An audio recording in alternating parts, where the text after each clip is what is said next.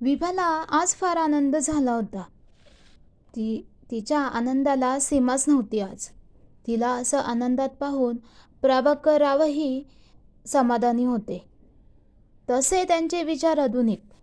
त्यांना काळाबरोबर चालायला आवडायचं आणि त्यासाठी ते स्वतःमध्येही बदल घडवत असे. पण त्यांच्या या निर्णयामुळे सरिताताई मात्र नाराज होत्या. जरी त्यांनी विभासमोर मान्यता दिली असली तरी कुठेतरी त्या दुखावल्या गेल्या होत्या. त्या तर नकारच देण्याच्या उद्देशात होत्या.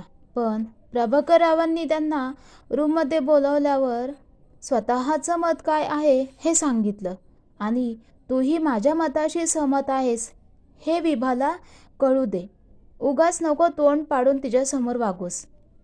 तिला कसं जगायचं ते जगू दे आणि तसंही तिचा निर्णय काही इतका चुकीचा नाही. उलट ती एका गरीब मुलाला कुटुंब देणार आणि आपलं नावही. म्हणून तू काही बोलू नकोस. मी बोलतो ते जे काय बोलायचं आहे ते. त्यांनी सरिताताईंना शांतपणे समजावले होते आणि मग आपला होकार विभाला सांगितला होता. विभा जेवण करून आपल्या रूममध्ये आली. बाहेरच्या गॅलरीत जाऊन ती बराच वेळ उभी राहिली. तिचं मन आज शांत झालं होतं. दुसऱ्या दिवशी सरिताताई आणि प्रभाकरराव सकाळचं आपलं आवरून ऑफिसला गेले. विभाला आज एका इव्हेंटसाठी बाहेर जायचं होतं, त्यामुळे ती निवांत होती. तिला आता महत्त्वाचं काम होतं ते म्हणजे एखादा आश्रम शोधणं आणि एक मुलगा दत्तक भेटतो का हे पाहणं. कारण जरी दत्तक घ्यायचं असलं तरी ती प्रोसेस इतकी सोपी नव्हती हे तिला माहीत होतं. असेच 7-8 दिवस निघून गेले. सरिताताई मात्र जरा गप्पच होत्या. विभाचं आणि प्रभाकररावांचं आपापल्या परीने प्रयत्न चालूच होते. अचानक त्यांच्या कामाल्या काकूंच्या मुलाचा अपघात झाला. एकुलता एक मुलगा गेल्यामुळे काकू खचले. पण प्रभाकररावांनी त्यांना आधार दिला आणि आता कायमस्वरूपी त्यांना आपल्या घरी ठेवून घेतलं. एक दिवस प्रभाकररावांना एका आश्रममधून फोन आला. ज्या मुलाला विभा दत्तक घेणार होती त्याची सारी प्रोसेस पूर्ण झाली होती आणि आता ते त्याला आपल्या घरी घेऊन जाऊ शकत होते. विभाला फार आनंद झाला होता.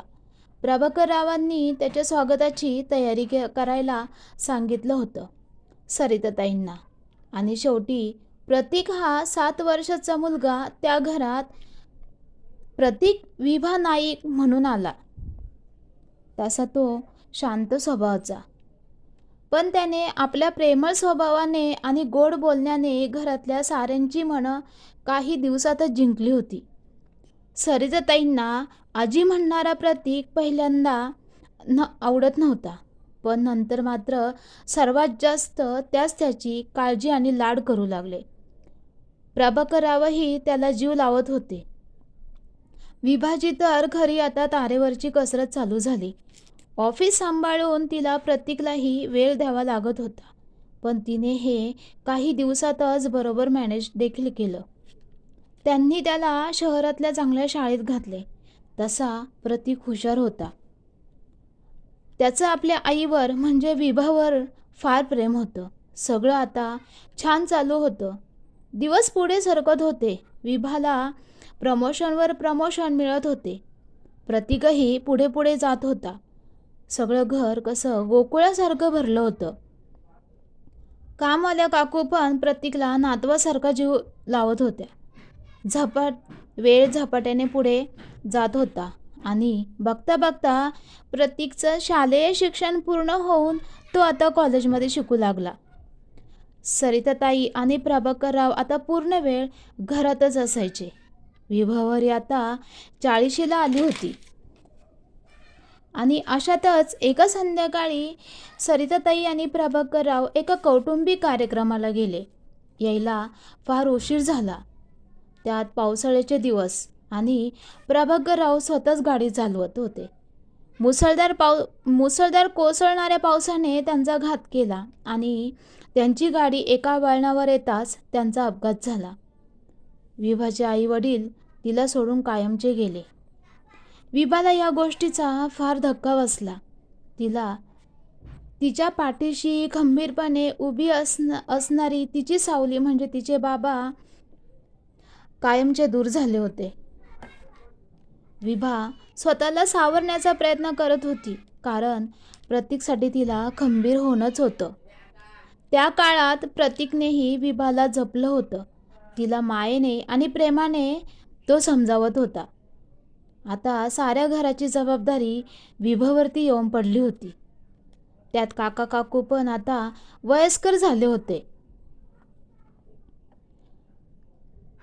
प्रतीकला सायंटिस्ट होण्याचं स्वप्न होतं. तसा तोही खूप हुशार आणि मेहनती होता.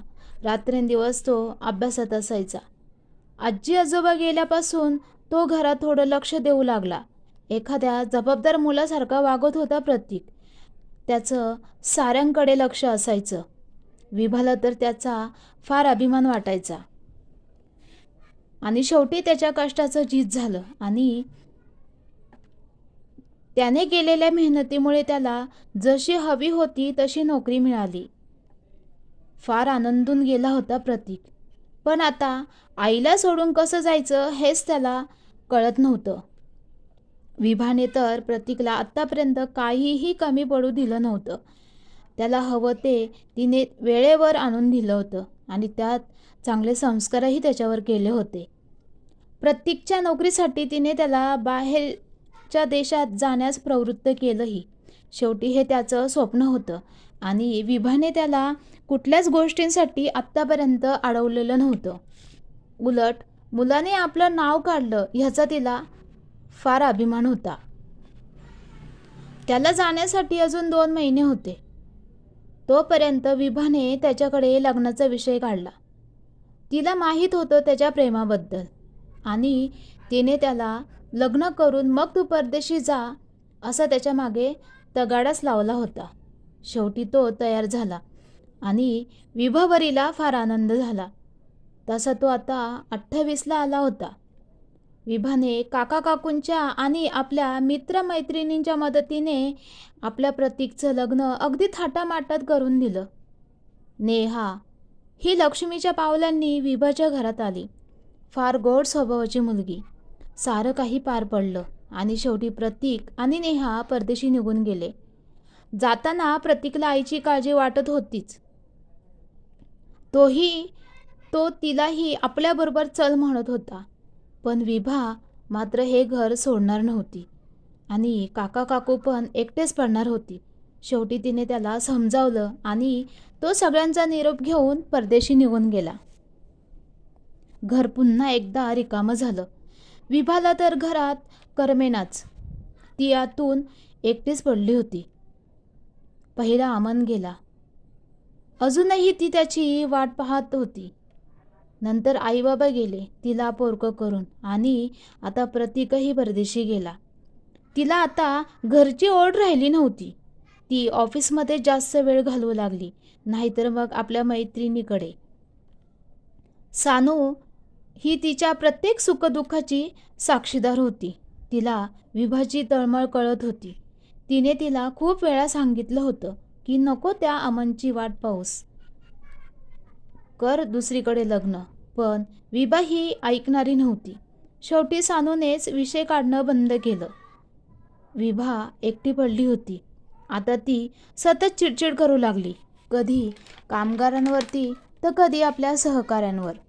खरं तर तिला प्रतीकची आठवण आज येत होती. विचार करत भूतकाळात गेलेली विभा अचानक फोनच्या आवाजाने भानावर आली आणि स्क्रीनवर प्रतीकचं नाव पाहून तिच्या चेहऱ्यावर गोड हसू आलं. तो रोज तिला फोन करायचा. नेहा पण तिच्याशी बोलायची. विभाने पटकन फोन उचलला आणि ती प्रतीकशी बोलू लागली. बराच वेळ तिघे बोलत होते आणि मग शेवटी फोन ठेवला. विभा तिच्या आवडत्या जागी जाऊन बसली, गार्डनच्या झोपाळ्यावर. काकू पण आपलं काम आटपून तिच्या शेजारी येऊन बसल्या. विभाचं लक्ष शेजारच्या बंगल्यात गेलं. आज तिथे लाईट चालू होत्या. खरं तर तो बंगला खूप वर्ष बंदच होता. त्याचा मालक परदेशी गेला आणि तो कधीही परतला नव्हता. विभाला थोडं आश्चर्य वाटलं. तिने काकूंना विचारलंही. तेव्हा त्या म्हणाल्या, तो बंगला त्या मालकाने विकला आणि आता त्या बंगल्याचा मालक दुसराच कोणीतरी आहे आणि आजच त्याचं कामही चालू केलंय. असं बोलून काकू आत निघून गेल्या.